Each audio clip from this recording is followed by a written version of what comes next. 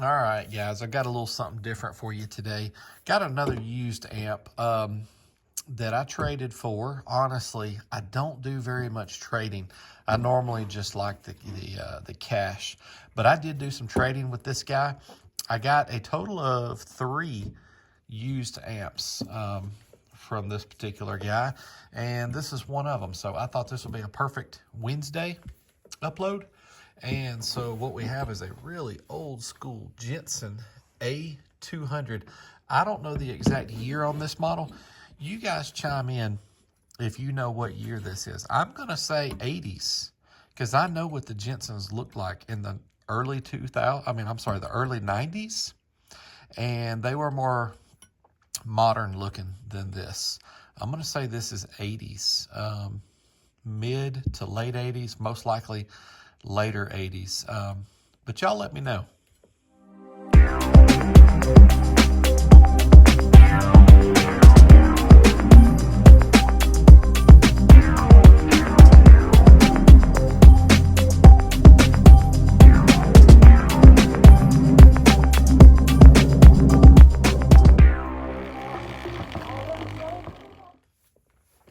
All right, guys, this is obviously going to be a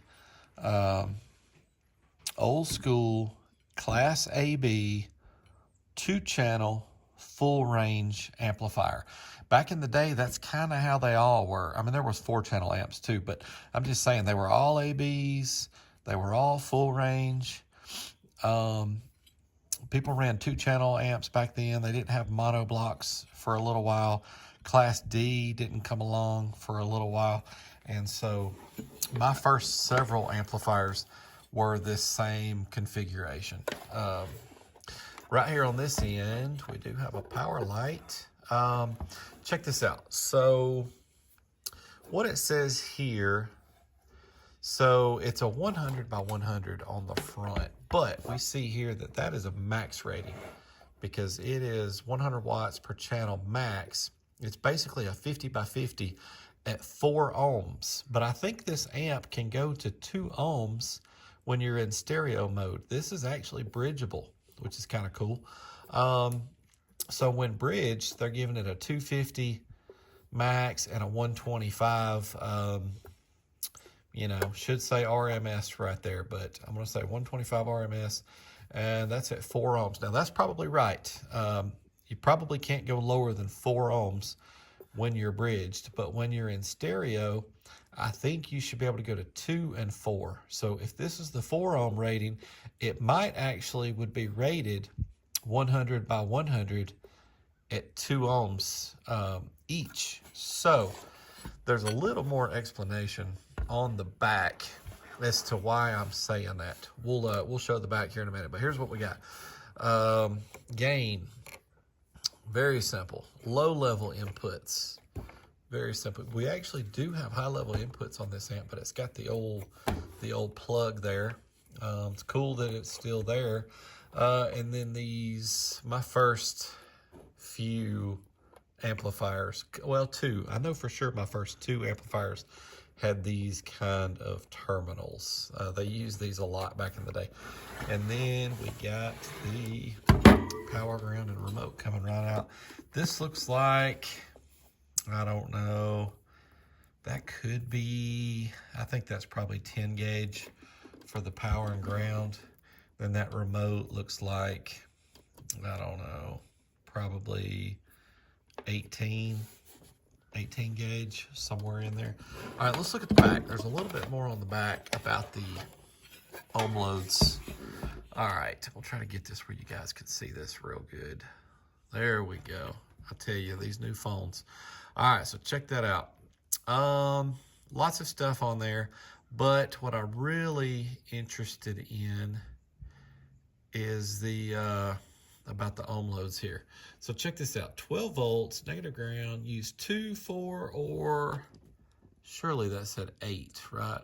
Kind of looks like 3, but I figure that's a 8 ohm speaker. So if they're saying 2 ohm, that should be in stereo mode. They're saying you could use 2 ohms for each of the 2 channels. And that's very typical of Class AB 2-channel amps to be able to go to 2 ohm stereo, but only 4 ohms bridged, because 4 ohms bridged is the same as 2 ohm stereo. All right, and then also right here, do not use 2 ohm speaker in bridged mode only. So again, what they're saying is you can go to 2 ohms in stereo, but not 2 ohms bridged. So this amp is actually in decent shape for what it is. So I also think this probably should also be a 100 per channel RMS at 2 ohms. We're going to check that out, because probably what I'm going to do, yeah, I've got 2 AMM1s, but I'm probably just going to use one of them today.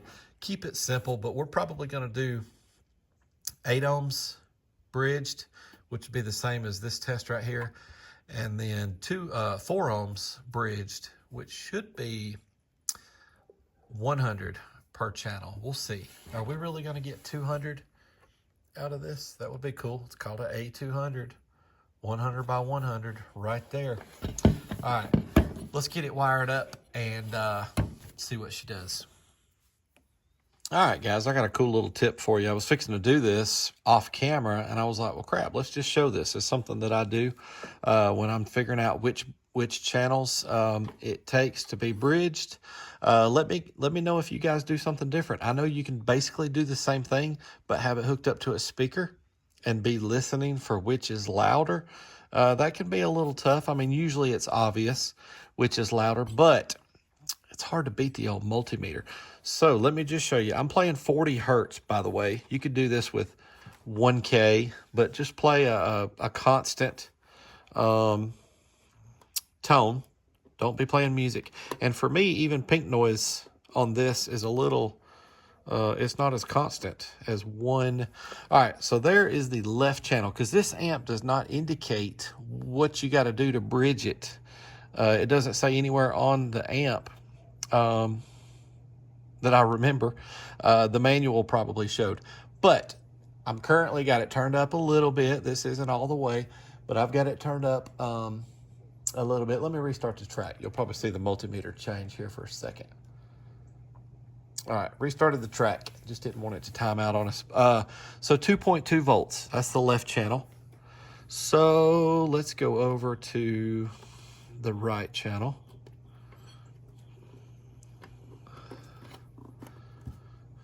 .17. Okay, so then just to keep it simple, let's go back.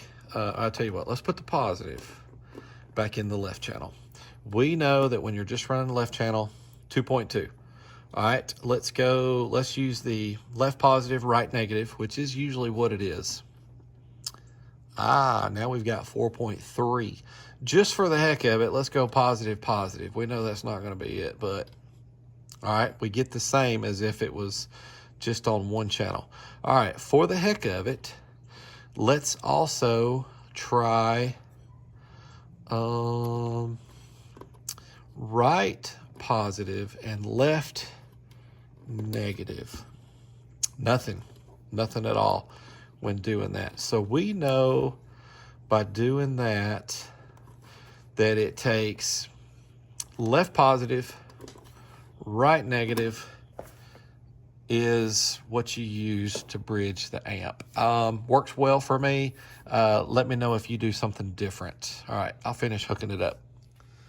All right, guys, here we go. This first test is going to be at 8 ohms bridged. And basically by that rating down there, that 125 bridged at 4 ohms, this is 8 ohms. So I'm going to say this right here is rated for 62 and a half. We're going to do 40K and we're going to do 1K. This amp, I guarantee you, they sold a bunch of these and it was probably 50-50. The people that was going to put this on a couple of 6x9s and people that was going to put this on a couple of subwoofers, honestly. So we're going to do 40 hertz and 1 kilohertz. So we are going to give her some nice voltage. Yeah, we're going to capture capture the current as well. Let's get on with it. Are we gonna see 62.5 out of it? Here we go. Y'all pray that it survives.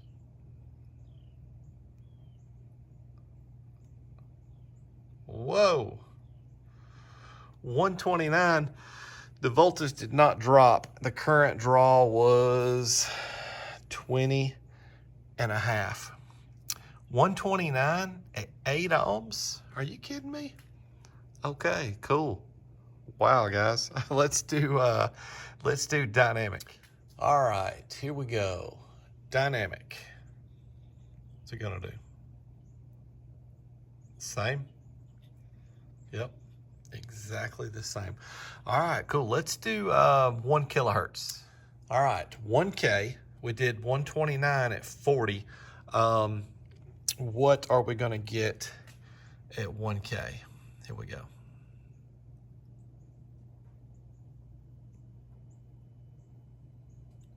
$118. Voltage did not drop. Current was exactly the same. Okay, cool. Cool. All right, let's move on to the 4 ohms bridged. Are we gonna get double those numbers? I don't know, let's find out. All right, guys, now we're at 4 ohms bridged. This is gonna be 40 hertz. Are we gonna see over 200 watts? What do y'all think? What do y'all think? Here we go. Y'all keep your fingers crossed that she survives. This is a pretty brutal test on the old girl. It really is. So I'll try to get out of it pretty quick, but let's see. Here we go.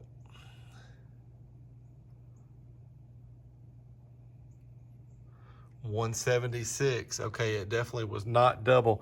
The voltage did not drop, and we pulled 32.3 amps of current. Okay. Wow. So we're not seeing 100 by 100. I will say this, on some amplifiers, bridging it is not exactly the same output as stereo. So it is possible that this run in stereo at 2 ohms and 2 ohms for each channel might do more than that. Not real sure. All right, let's do dynamic. All right, here we go. Dynamic. What's it gonna do? A little bit more. Okay. All right, cool. Let's do 1K, and then we'll do 1K dynamic. I realized I forgot to do dynamic when we were at 8 ohms, but we'll definitely do it at 4 ohms. All right, 1K. Let me reset the meter there on the clamp. All right, 1K.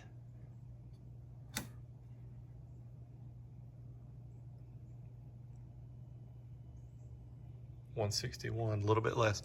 Voltage did not drop. We pulled 31.3 amps of current. All right, let's do dynamic. All right, 1 kilohertz dynamic. What's she gonna do? Oh, dude, she likes that test. 241, wow.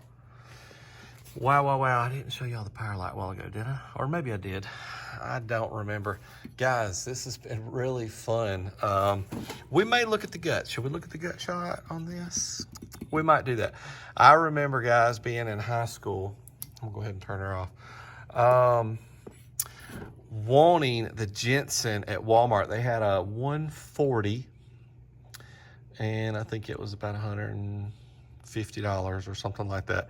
And then they had a Jensen 200, and it was probably a couple $100. And I remember really wanting one of those 2 amps. I definitely wanted the 200. And the truth is, I never wound up with either one of them, honestly. But I'm gonna say this is late 80s. I don't know, 87, 88, 89. Not real sure, but I think this was before 90. But y'all let me know. Let me know if you ever ran one of these. Let me know if you know what, if you remember seeing this model. Man, I wonder what they cost. There is no telling. A lot of these old school amps from like the mid to late 80s, they looked a whole lot like this. Whether you're talking about Hyphonics or the Rockfords, didn't matter. They all kind of looked a lot like this. All the features and controls and everything. Now, Jensen was definitely not on the same playing field as Rockford and Hyphonics and stuff like that. But anyhow, all right, let's get it all unhooked. And I'd like to see what the guts look like. Let's check that out. All right, guys, here we go. 3, 2, 1. All right. It looks in here a lot like those old school, you know, when Big D shows the old Rockfords, the old Hyphonics, honestly, anything from way back then. Lots of wires. They just did things different back then. The circuit boards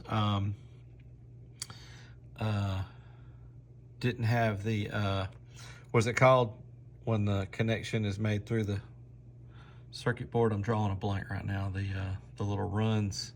So they use wire like this on the outside of the circuit board. Is there anything in here? Come on, focus, focus, focus. There we go. What kind of caps do we have? Are we able to tell? Sorry guys for the bad camera work here. Golly, it's just so hard to get in here and see what we've got. Right there, can you see what we've got? Okay, all 3 of these are likely to be the same. Okay, anyhow, what else? Do y'all see anything in there that looks unique or different? Okay, definitely what all these old ones look like. Okay, let's get the cover back on it. Let's fill out a card, and I'll probably put this thing on Marketplace today. Probably put this thing on Marketplace for like, I don't know, 25 bucks. What do y'all think? For a local meetup for $25? I don't know. Let's get the cover back on. All right, guys, here we go. The traces, that's what I was trying to think about on the circuit board, where you got the traces in the circuit board. They used wires all over the place to do that back in the day. All right, she did, I'm gonna write down that 1K dynamic number. Y'all don't blame me for that, do you? 241 at 1 kilohertz. That was at 4 ohms. Let's go 4B, representing 4 ohms bridged. And that was the dynamic number. Guys, yeah, I think I'm gonna stick this on Marketplace today for about 25 bucks. I know that's super cheap. But honestly, if I was on Marketplace and I come across, you know, somebody, maybe they had this back in the day. If I come across that first amp I ever had, that Frontier 80 watt that I bought from Sears, or my second amp, SKE, no, I take that back. I forgot I had that Mobile Authority 140 next. And then after that, I bought that used SKE 240 from a coworker that I worked with at Hardee's back in the day. So that's the few amps that I had while I was still in high school. If I come across any one of those that was the same model that I had, you betcha I'd pay somebody a little bit of money just to have one sitting in the closet. Anyhow, guys, thank you for the support. Keep coming back for more. Please subscribe if you haven't. We will see you in a few days. Thanks for watching.